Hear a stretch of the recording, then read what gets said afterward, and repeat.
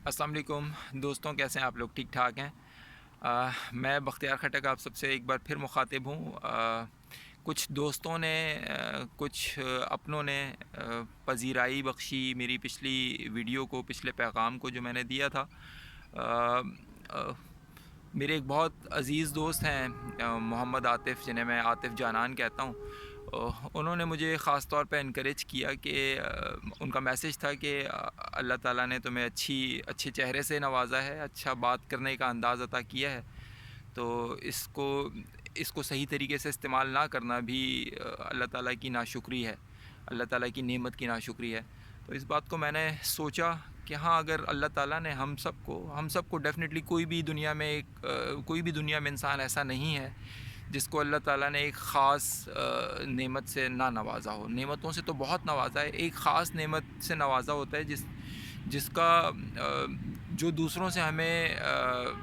دوسروں پر ہمیں فوقیت دیتی ہے، دوسروں سے ہمیں ڈفرینٹ بناتی ہے۔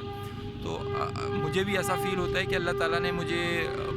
اچھا بولنے کا ایک انداز دیا ہوا ہے، اور میں اس سے اپنی بات لوگوں تک پہنچا سکتا ہوں۔ ضروری نہیں ہے کہ میری بات سے تمام حاضرین اور سامعین، سننے والے، دیکھنے والے، وہ متفق ہوں۔ اور میں اس بات کی قدر کروں گا کہ جو لوگ میری بات سے متفق نہیں ہوتے، ان کو لگتا ہے کہ میری بات میں وہ وزن نہیں ہے اور یہ بات اس طرح سے نہیں ہونی چاہیے، تو میری اصلاح کے لیے، میری تصحیح کے لیے مجھے ضرور انفارم کریں کہ جو بات آپ نے کہی ہے وہ ٹھیک نہیں ہے، وہ اس طرح سے ہونی چاہیے، اور ہر انسان کو اپنی اصلاح کے دروازے ہمیشہ کھول کے رکھنے چاہیے۔ تو میں تمام دوستوں کا، بھائیوں کا شکر گزار ہوں جنہوں نے میری پچھلی ویڈیو کو سراہا اور مجھے انکریج کیا کہ میں مزید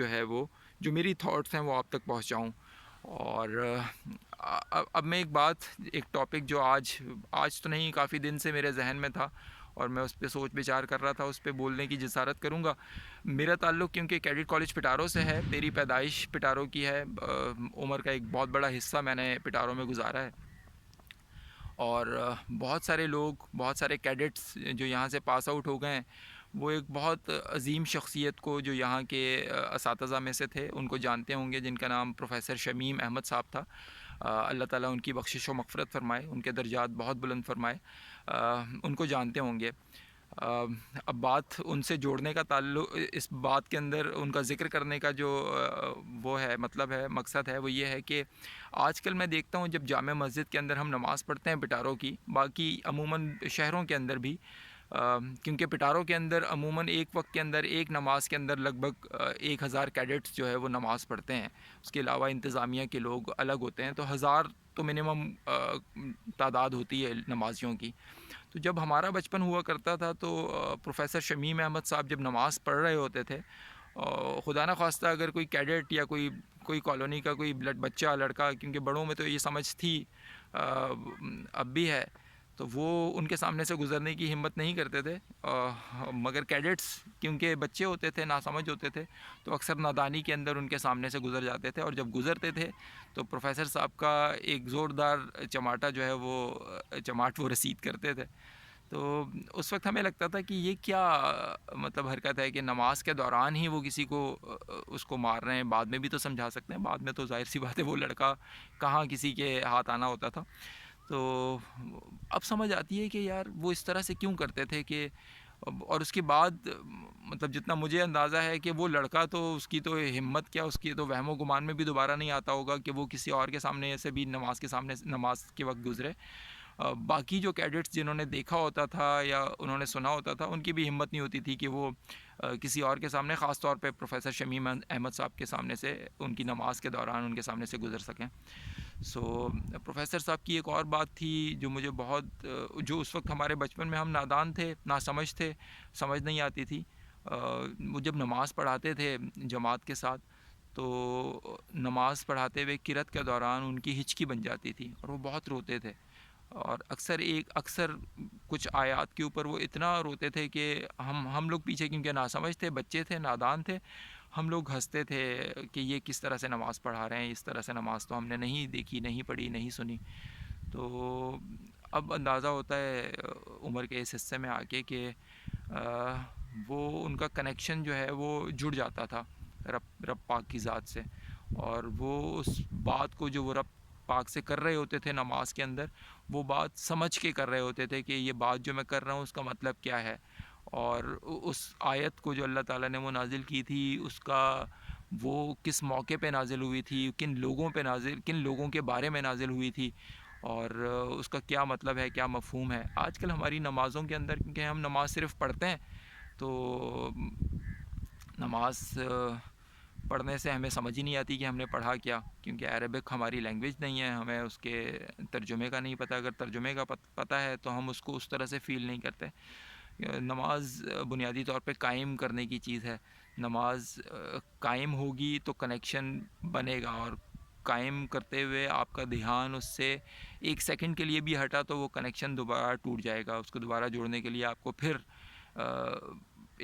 ایک مشقت سے گزرنا پڑے گا، اپنے آپ کو، اپنے ذہن کو، اپنے دل کو ایک ذات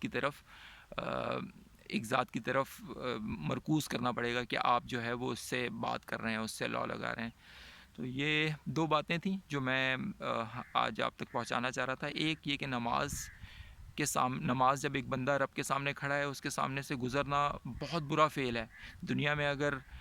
میں اپنے کسی باس کے سامنے کھڑا ہوا ہوں اور ان سے بات کر رہا ہوں اور باس میری بات سن رہے ہوں، تو کوئی اور اسٹاف ممبر، کوئی اور امپلائی یا میرا سب آرڈینیٹ یا میرا کولیگ میرے اور میرے باس کے درمیان سے گزرنے کی ہمت نہیں کرے گا، کیونکہ ہم دونوں میں بات کر رہا ہوں اور باس سن رہے ہیں۔ تو اگر ایک بندہ دنیا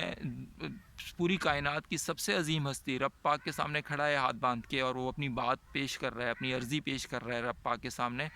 تو کون مائی کا لال ہے جس کی ہمت ہے کہ وہ اس بندے کے اور رب کے درمیان سے گزر جائے۔ تو یہ بات ہمیں خود بھی سمجھنی چاہیے، اپنے چھوٹوں کو بھی سمجھانی چاہیے، جو ہماری اولادیں ہیں، ہمارے بچے ہیں، ہمارے معاشرے کا حصہ ہیں۔ اس سے ہٹ کے کہ ہمارا ان سے کیا تعلق ہے، خونی رشتہ ہے یا نہیں ہے، ہمیں پیار محبت کے ساتھ یہ بات سمجھانی چاہیے کہ بیٹا نماز اگر کوئی بندہ پڑھ رہا ہے، نماز قائم کر رہا ہے، تو اس کے سامنے اور رب کے اور اس کے درمیان سے گزرنے کی بالکل ہمت مت کرنا، کوشش مت کرنا، انتظار کر لینا، وہ نماز مکمل کر لے، سلام پھیر لے، تو اس کے بعد آپ نے اگر گزرنا ہے تو گزر جائیں۔ اور دوسری بات کہ نماز جو ہے وہ پڑھنے کی چیز نہیں ہے، نماز قائم کرنے کی چیز ہے۔ نماز کو بہت دھیان کے ساتھ اس کے ایک ایک لفظ کے اوپر غور کر کے اس کو پڑھیں، تو اس کا فائدہ آپ کی